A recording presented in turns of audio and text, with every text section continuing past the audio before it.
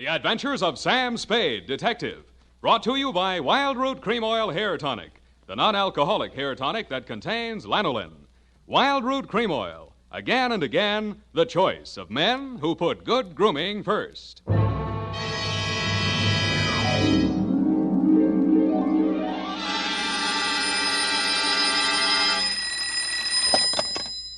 Office of Samuel Spade, Private Investigations. Good morning. Evening. Effie? Miss Perrine is on a vacation. Perhaps I may be of assistance, no doubt.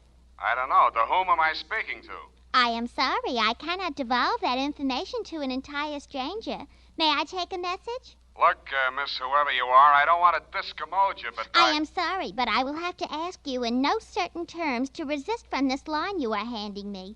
I am not the type secretary. Forget it. I'll just call Miss Perrine long distance and dictate my report over the phone. Oh, my stars and garter, how utterly gouch of me, Mr. Spade.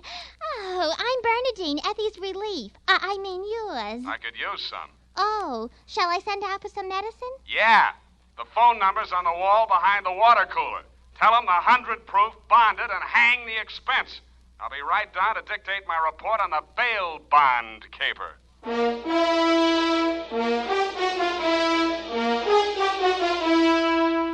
Dashiell Hammett, America's leading detective fiction writer and creator of Sam Spade, the hard-boiled private eye, and William Spear, radio's outstanding producer-director of mystery and crime drama, join their talents to make your hair stand on end with the adventures of Sam Spade. Presented by the makers of Wild Root Cream Oil for the hair. Only 3 days left, gals, and June, the month of weddings, will be over. But don't worry, there are still 187 days left in leap year. Still time to snag the man of your dreams. You know, the one who uses Wild Root Cream Oil on his hair. He and millions of other men use Wild Root Cream Oil daily because Wild Root Cream Oil grooms the hair so neatly and naturally, relieves dryness, and removes loose dandruff. Any smart man who wants to look smart always insists on Wild Root Cream Oil Hair Tonic. Again and again, the choice of men who put good grooming first. And now, with Howard Duff starring as Spade, Wild Root brings to the air the greatest private detective of them all in the adventures of Sam Spade.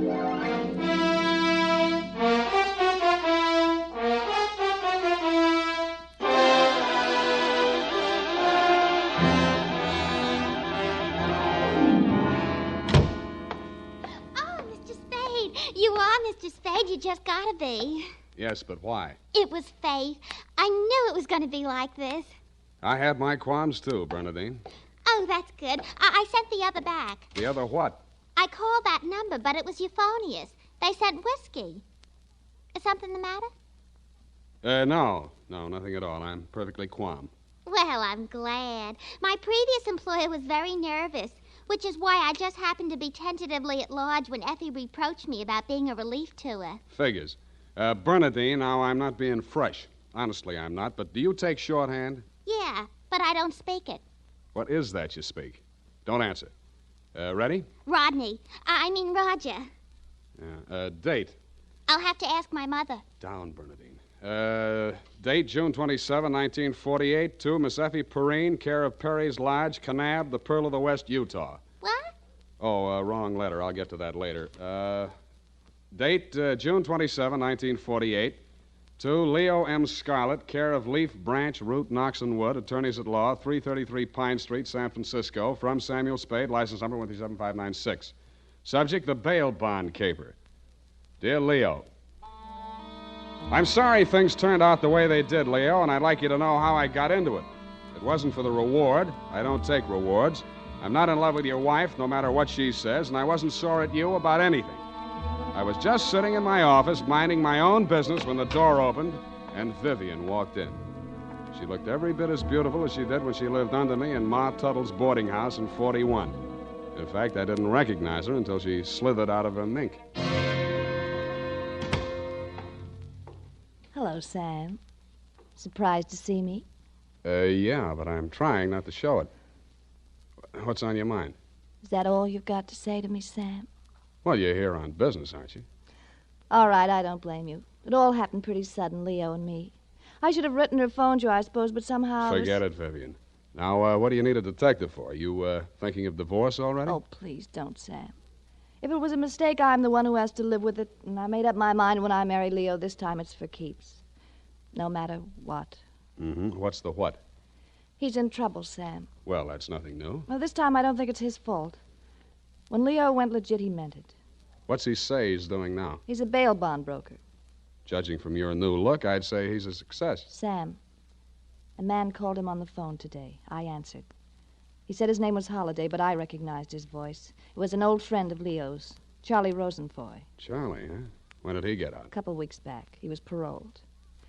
I don't know what he said over the phone, but Leo looked scared and sick. I don't wonder. The word around town was that Charlie took the rap for Leo. And I don't know anything about that. All I know is Leo's on the level now, and Charlie never will be. He did plenty on his own during that time he served. Well, I won't argue that, but from where I sit, it looks like Leo better start wearing a gun again. He has. That's what I'm so frantic about, Sam. You hear any of the conversation from Leo's end? He didn't say much. But I did hear him say, "All right, 10 tonight. I'll meet you there." That wasn't very smart of him. I know, but that's the way he is. It might be only for a payoff. I thought of that, too. But Leo hasn't got that kind of money. He's been dropping a lot at the racetracks lately. And even if he had it, he's not the type to pay blackmail. I don't like it. Why should I stick my neck out? Why did you have to come to me anyway? 'Cause I trust you, Sam. I know you were jealous of Leo. I was? Sam, if we ever meant anything... If you meant half the things you said to me when we were... Stop it. That's blackmail. Oh, I feel so lost and alone. I don't know where to turn. Okay. I'll see what I can do. Oh, Sam, I'll make it up to you somehow. You see if I don't. Sure you will. And tell Leo to stop dropping his money at Tan Ferran. This is going to cost them plenty.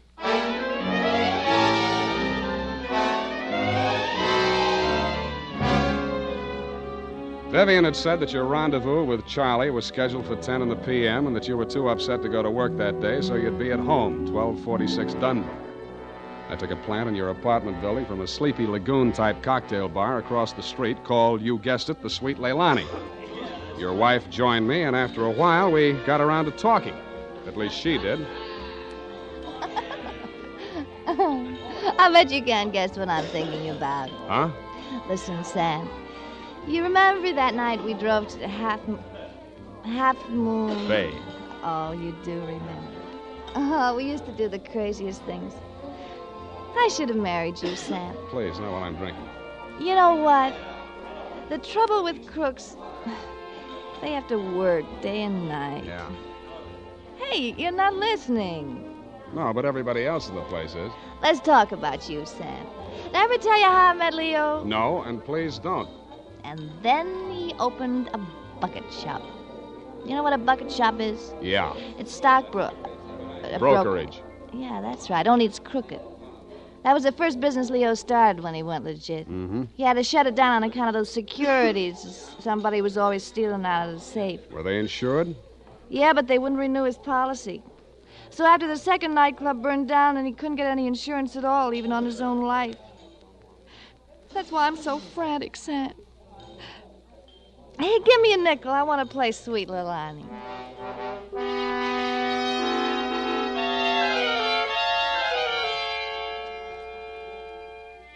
$50 nickels, and 2 hours later, Sweet Leilani broke under the strain, so we had Princess Papuli to leave a night gave out, and we were starting on the Hawaiian war chant when she disappeared through a door marked Wahines, Hawaiian for powder room, and never came back.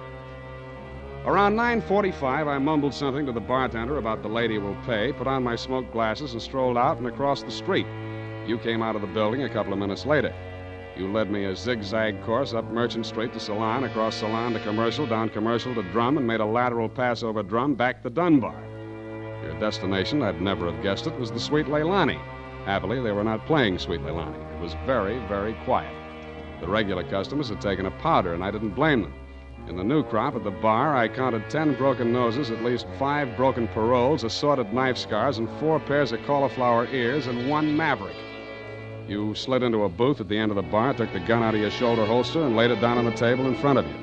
I walked over, turned it around so it was pointing at the jukebox instead of me, and sat down. Some other time, Spade. Some other time I drink with you. I'm waiting for a friend. Why the gun? You selling it to him? Maybe I give it to him. Go on, you drink at the bar. It's kind of crowded.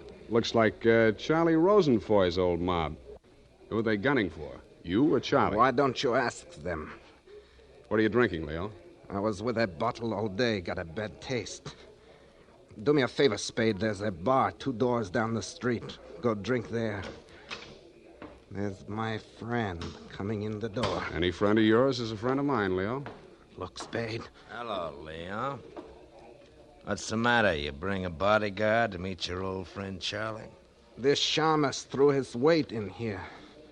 I didn't ask him. I don't need him. Huh. That sounds like the old Leo Scarlatti I used to The know. name is Scarlet. Oh, pardon me. I've been on the rock for so long, it's hard to catch up on all the changes. There's been a war, Charlie. Anyone tipped you to it yet? You got a smart bodyguard, Leo. Let's talk. Let's go somewhere else and talk. I like it here. Okay, we start. How come you tipped the mob we were coming here? You promised you wouldn't. Like the shamus, they got to drink somewhere.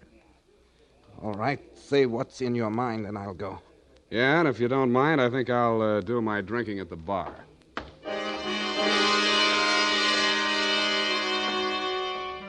Both of your guns were on the table. It didn't look as though you were going to use them on one another, and I figured that neither of you was going to do much talking in front of me anyway, so I strolled back to the end of the bar to look at the television. The 10 o'clock news roundup was on, and the ticker tape that was moving across the screen said ... in Atlantic City today, period. I ordered a highball, and then the ticker tape started again. This time it said San Francisco, $1 million bail bond robbery. $1 million in negotiable bonds is tonight in the hands of a group of daring hold-up men who commandeered an armored truck at the very portals of the police department in the Hall of Justice. Then it said, this concludes the 10 o'clock edition of the television news roundup. I had a slight hunch that if the television boys had had their cameras on the big bail bond robbery, that at least some of the characters would have been played by at least some of the bad actors that were foregathered in the Sweet Leilani. In fact, what you and Charlie were saying and doing when I walked back to your booth was almost too much to the point. You let me see the bulky portfolio Charlie shoved across the table at you. It looked like a carrying case for bonds, bank messenger type. But it was sealed with wax blobs bearing the imprint of the Great Seal of the state of California. I was impressed. Where'd you get this? You can read about it in the papers, and if I was you, I'd get this out of sight before them papers hit the street. One thing more. Don't try to clip none of them coupons. And one thing more in addition. Don't open it at all. Sure. Spade, Yeah, Leon? I think I hire you after all.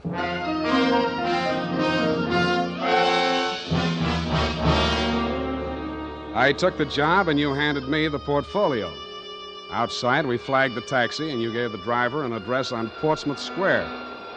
Your office, I hate to remind you, was behind one of a bunch of neon-lighted storefronts across from the Hall of Justice. The sign on the door said, press the button and let freedom ring any hour, day or night. The only bell in sight was a stop-press-type burglar alarm. You unlocked the door, and we went in. You paused in front of a big green safe with a combination lock and started twirling the knob. The tumblers clicked into place. I picked up an inkwell and waited for the safe to open. All right, Spade, give me it. I did, with both hands. With my left, I handed you the portfolio, and with my right, I pitched the inkwell at a well-wired slab of plate glass window. When the burglar alarm went into action, so did you. You dropped everything and were out of the door and out of sight before you could say, let freedom ring. While I was waiting for the cops to arrive, I helped myself to a $500 bearer bond I found lying loose in your safe. I had a feeling I might be needing some bail myself.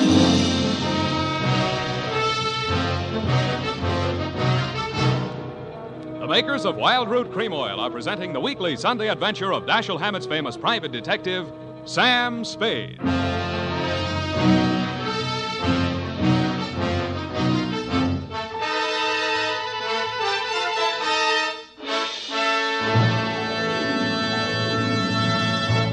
Now, here's important news on good grooming. If you want the well-groomed look that helps you get ahead, socially and on the job, listen. Recently, thousands of people from coast to coast who bought Wild Root Cream Oil for the first time were asked, how does Wild Root Cream Oil compare with the hair tonic you previously used? The results were amazing. Better than 4 out of 5 who replied said they preferred Wild Root Cream Oil. And no wonder. It gives you the advantages that men consider most important. Wild Root Cream Oil grooms your hair neatly and naturally, relieves annoying dryness, and removes loose dandruff. What's more, non-alcoholic Wild Root Cream Oil is the only leading hair tonic that contains soothing lanolin. That's like the oil of your skin. So ask for Wild Root Cream Oil Hair Tonic. Again and again, the choice of men who put good grooming first. By the way, smart girls use Wild Root Cream Oil, too, and mothers say it's grand for training children's hair.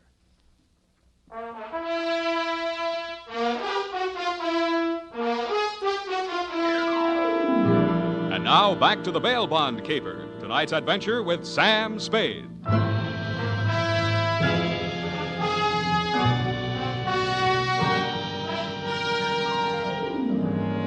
I had hoped, Leo, when I made my spectacular move in your bail bond office and set the bells to ringing, that I'd get the caper off my neck and onto the capable shoulders of the police, where it now belonged. Then I told myself I could go home and get some sleep. I had never been that fond of Vivian anyway. I was holding the $1 million portfolio, complete with its big official seals still unbroken, ready to hand it over with a flourish to the first boy in blue that rushed in. But then I saw something that dashed my hopes. There was a strip of Scotch tape across the bottom of it. It wasn't up to me to tamper with important evidence, but I didn't have to. It was only a question of what magazine had been cut up to replace the $1 million in bearer bonds. That question was answered at headquarters 20 minutes later. It turned out to be the last 52 issues of Radio Life, which even Captain Walsh of the robbery detail admitted was no help. Neither was Captain Walsh. Now, Spade, in your statement here, you state, so-and-so, Sweet Leilani, and that Rosenfoy did hand portfolio exhibit in question to Leo M. Scarlett, alias Scarlatti, at approximately 10:20 p.m. this date. That's it, Captain. Now, you sure you want to stick with this? You don't want to change any part of the statement? No, I just want to go home and go to bed. I'm afraid you're going to stay with us for a while. Who, me? Statement of Jordan Joyce, M.D., statements of Hilda Sackwriter, R.N., and Mildred DeVille, Biss, R.N., day and night nurses, respectfully. Who's sick? Rosenfoy. He's been quarantined in his home in Daly City since his release from Alcatraz 4 days ago. Chicken pox. Sorry, Sam, I'll have to book you.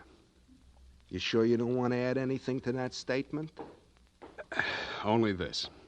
Kelsey Walsh, if you continue to do such brilliant police work, you will be waving a stop sign at a school crossing in time for the fall semester. You are a hangnail on the finger of justice.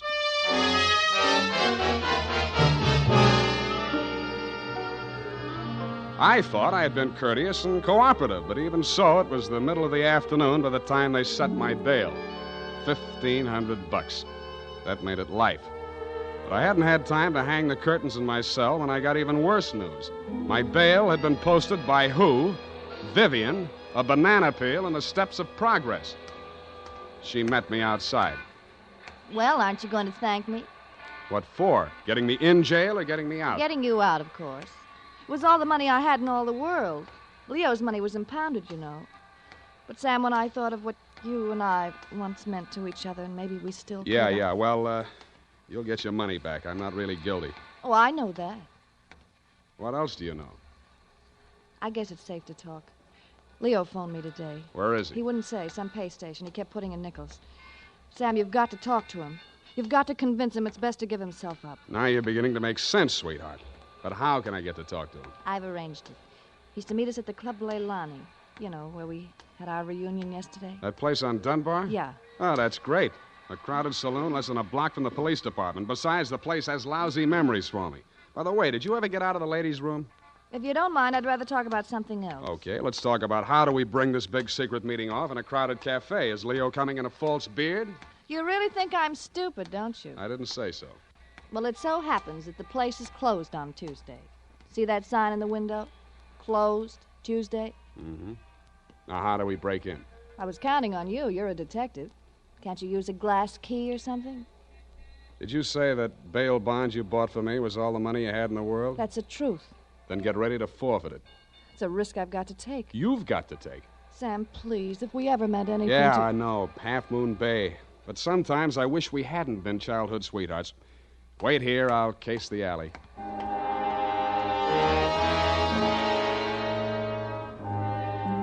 The alley wasn't much better. There were 2 windows, washroom type, all glass brick except for 2 small ventilators big enough to put your hand through. The only hope was the kitchen skylight. I didn't have any trouble getting up to it, but once I was there, things didn't look so good. The view from the roof was a garage door with 2 green lights flanking it. Then it struck me where I was and why I was there.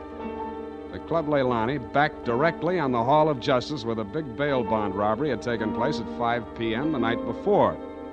Without further ado, I put my foot through a pane of the skylight, reached in, unlatched it, and dropped. Hurry up. Let me in, Sam. Up at the front of the building, I could hear Vivian clamoring for admittance. I decided to let her clamor for another minute or 2. It isn't a thing I often do, but I walked resolutely into the ladies' powder room. It was very well equipped. It had furniture, a telephone, and more clues than I needed. The magazines were there, the razor blades were there, the Scotch tape was there. There was even a scraping of red sealing wax on the steel frame of the window slot. But best of all was what I found in the paper towel dispenser. I lifted it out and moved it next door to the men's washroom. Then I let her in. What kept you so long? You'll spoil everything. I was afraid you'd... Here comes your husband. Come on, let me in. What happened, Leo? You're early. Any objections? I just got itchy, that's all. How are you, baby? Don't, Leo. I'm so nervous. Strained. What are we going to do, baby? What's Spade going to do for us? Tell him, Sam. I'll leave you 2 alone to talk it out. I'll freshen up a little. Haven't had my face on all day. Poor kid. Well, Spade, let's have it. Yeah, she's right, Leo. I can do a lot for you. But you've got to do something for me. Spade, this is level. I never saw those bonds. I know that. Then what are you after? The truth. It's the only thing that can save you, and if you take this rap, I take it too. I'm in clear up to my neck. Okay.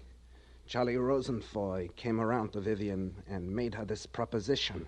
He was going to pull this bail bond job and plant the goods on me to get even for the rap he thought he'd taken for me. Mm-hmm. Vivian pretended to play along with him, only she got hold of the package long enough to take the bonds out and put the old magazines in instead. Yeah? The idea was the mob would think Charlie had double-crossed them, taken the goods for himself, and delivered a phony packet to their banker, which was supposed to be me. Cute. Only you had to get smart and set off that burglar alarm. Now I'm getting the squeeze on all sides. The mob, the law, Charlie are all gunning for me at once. Don't worry about the mob and the law, and don't worry too much about Charlie.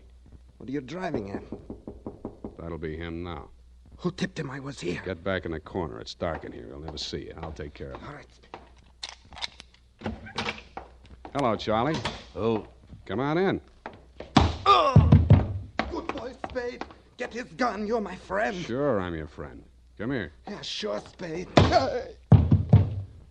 Pleasant dreams, fellas. Now I act. Hey, Charlie! No, Leo!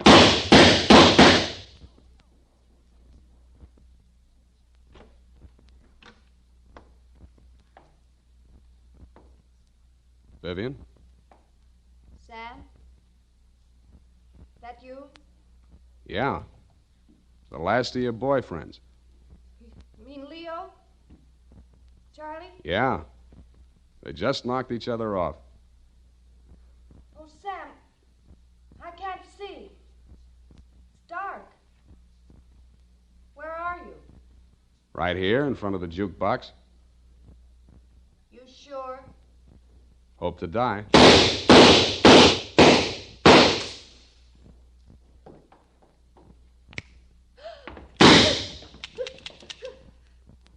Drop it, Vivian. It's empty. Sam, Sam! Vivian, how could you? After Half Moon Bay.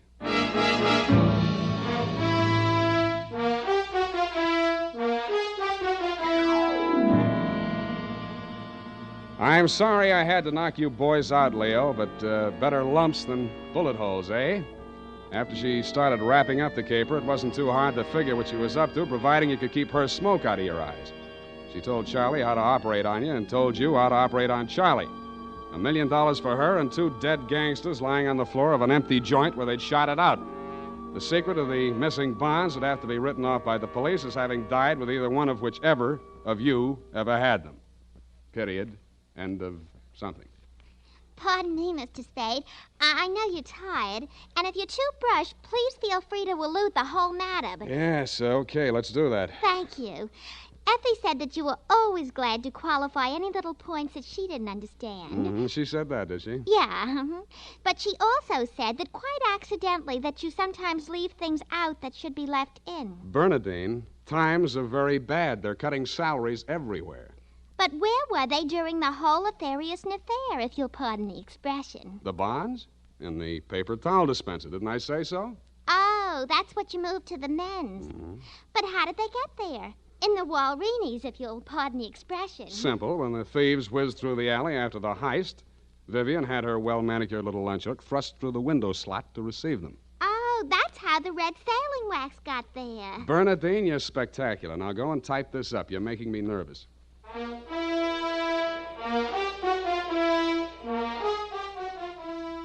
You know what they say about people who like mysteries? Once a mystery fan, always a mystery fan. And that goes for hair tonics, too.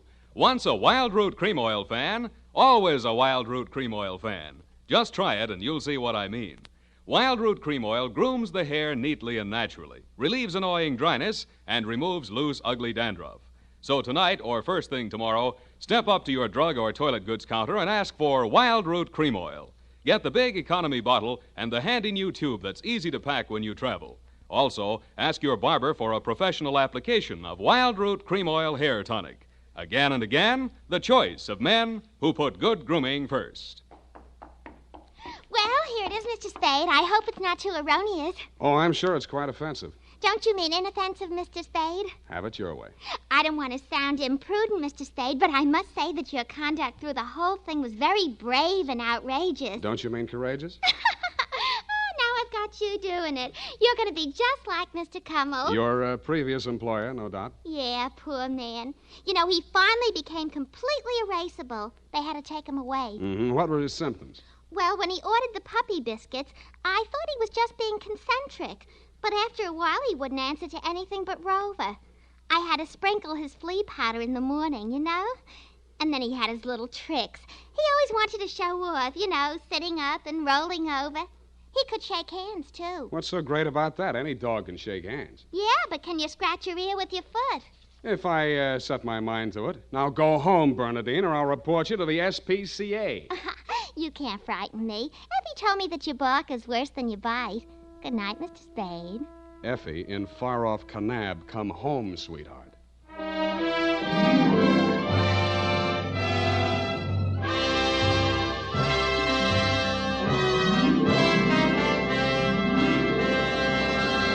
The Adventures of Sam Spade, Dashiell Hammett's famous private detective, are produced and directed by William Spear. Sam Spade is played by Howard Duff. The Adventures of Sam Spade are written for radio by Bob Tallman and Gil Dowd, with musical direction by Lud Gluskin. Gil Dowd directed tonight's broadcast in William Spear's absence. Join us again next Sunday for another adventure with Sam Spade, brought to you by Wild Root Cream Oil. Again and again, the choice of men who put good grooming first. This is Dick Joy reminding you to get Wild Root Cream Oil, Charlie. It keeps your hair in trim. You see, it's non-alcoholic, Charlie. It's made with soothing lanolin. You better get Wild Root Cream Oil, Charlie. Start using it today. You'll find that you will have a tough time, Charlie, keeping all the gals away. Hiya, Baldy. Get Wild Root right away. This is CBS, the Columbia Broadcasting System.